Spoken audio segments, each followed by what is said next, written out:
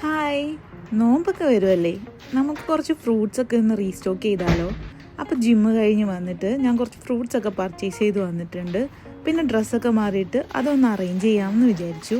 നിങ്ങളുടെ റംലാൻ്റെ ഒരുക്കങ്ങൾ എവിടം വരെ ആയി? അധികം ഫ്രൂട്ട്സ് ഒന്നുമില്ല, കുറച്ച് സ്ട്രോബെറിയും പിന്നെ കുറച്ച് ഗ്രേപ്പും കുറച്ച് ആപ്പിളും പിന്നെ ഓറഞ്ചും പപ്പായയൊക്കെയാണ് ഞാൻ വാങ്ങിയിട്ടുള്ളത്. ഒരുപാടൊന്നും വാങ്ങി വെക്കാൻ പറ്റില്ല, വേഗം കേടുവരും. പിന്നെ ഒരു കുപ്പി പാലും എടുത്തിട്ടുണ്ട്. ഈ സമയത്താണ് നാട്ടിൽ പോയാലോ എന്നൊക്കെ ആലോചിക്കണത്. പക്ഷേ ഇപ്പോൾ എനിക്ക് നാട്ടിൽ പോകാൻ പറ്റാത്തൊരു സിറ്റുവേഷൻ ആയതുകൊണ്ട് നാട്ടിൽ നോമ്പ് കൂടണമെന്നൊക്കെ ആഗ്രഹം ഉണ്ടായിരുന്നു, പക്ഷെ പോകാൻ പറ്റിയില്ല. നാട്ടിലാകുമ്പോൾ എല്ലാവരും ഒരുമിച്ച് നോമ്പൊക്കെ പിടിച്ച് വൈകിട്ട് ഒരുമിച്ച് കുക്ക് ചെയ്ത് പിന്നെ നോമ്പ് തുറക്കാൻ നേരത്തുള്ളൊരിത്, പക്ഷെ അതൊക്കെ ഞാൻ നല്ലോണം മിസ് ചെയ്യുന്നുണ്ട്.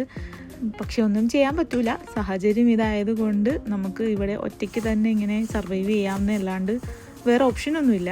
നാടും വീടും ഒക്കെ ഒരുപാട് മിസ് ചെയ്യുന്നത് ഇതുപോലുള്ള ഓരോ കാര്യങ്ങൾ വരുമ്പോഴാണ്. നമുക്ക് ഫാമിലിയായിട്ടൊന്നും സെലിബ്രേറ്റ് ചെയ്യാൻ പറ്റാണ്ട് നമ്മളിങ്ങനെ ഒറ്റയ്ക്ക് സെലിബ്രേറ്റ് ചെയ്യുമ്പോൾ ഭയങ്കര ഒരു ബുദ്ധിമുട്ടാണ്. പിന്നെ ഇതിൽ കുറച്ച് കേടുള്ള സ്ട്രോബെറി ഉണ്ടായിരുന്നു, അതൊക്കെ ഞാൻ എടുത്ത് കളയുന്നുണ്ട്. ഇത് ഞാൻ കഴിച്ചു നോക്കിയിട്ടോ, നല്ല മധുരമുള്ള സ്ട്രോബെറിയാണ്. പിന്നെ കുറച്ച് ഗ്രേപ്പൊക്കെ വാങ്ങിയിട്ടുണ്ട്, ഇതും നല്ല മധുരമുള്ള സ്വീറ്റ് ഗ്രേപ്പാണ്. അപ്പം കൊണ്ടുവന്ന സാധനങ്ങളൊക്കെ ഇതേപോലെ അറേഞ്ച് ചെയ്ത് വെക്കുമ്പോൾ മനസ്സിനൊരു സാറ്റിസ്ഫാക്ഷൻ കിട്ടാറുണ്ട്.